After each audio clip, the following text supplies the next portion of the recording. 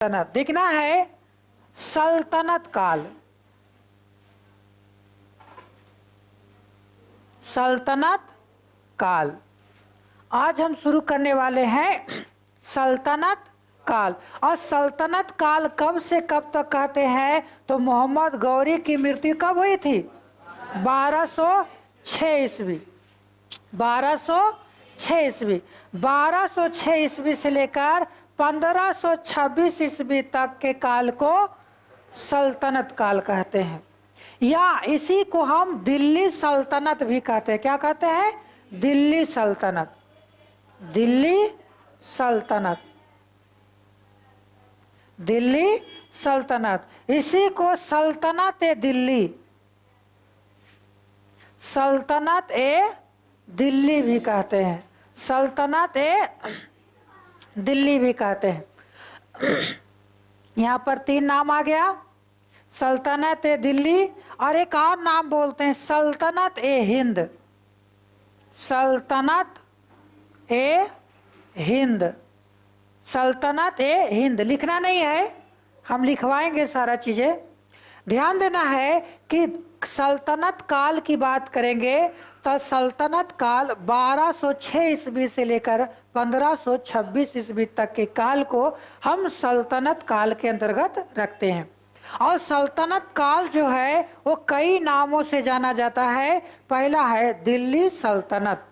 क्या कहते हैं? दिल्ली सल्तनत, या इसी को कहते हैं सल्तनत ए दिल्ली, या इसी को कहते हैं सल्तनत ए हिंद। सल्तनत ए हिंद। और इस काल में 1206 ईस्वी से लेकर 1526 ईस्वी तक 5 राजवंशों ने शासन किया। कितने? 5 राजवंशों ने शासन किया। सबसे पहला जो राजवंश था वो था गुलाम वंश। कौन से? गुलाम वंश। कौन से? गुलाम वंश। हम इसकी पूरा विस्तृत चर्चा करेंगे गुलाम वंश की। और ये 1206 ईस्वी से 1290 ईस्वी तक शासन करता है। 1206 ईस्वी से 1290 ईस्वी तक कौन शासन करता है? गुलाम वंश। दूसरा जो था गुलाम वंश के बाद आता है खिलजी वंश। कौन सा? खिलजी वंश।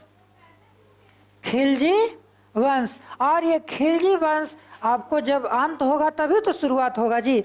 1290 से 1320 ईस्वी तक, 1290 से 1320 ईस्वी तक खिलजी वंश का शासन रहता है। तीसरा गुलाम वंश हुआ, खिलजी वंश हुआ। तीसरा जो है वो तुगलक वंश है। तुगलक वंश। अब इसकी शुरुआत क्या होगा? 1320। जब आपको अंत होगा तभी तो नए वंश की शुरुआत होगा। और ये 1320 से लेकर 1414 तक, 1414 तक। कितना? 1414 तक। फिर आपको आएगा चौथा सैयद वंश। सैयद वंश।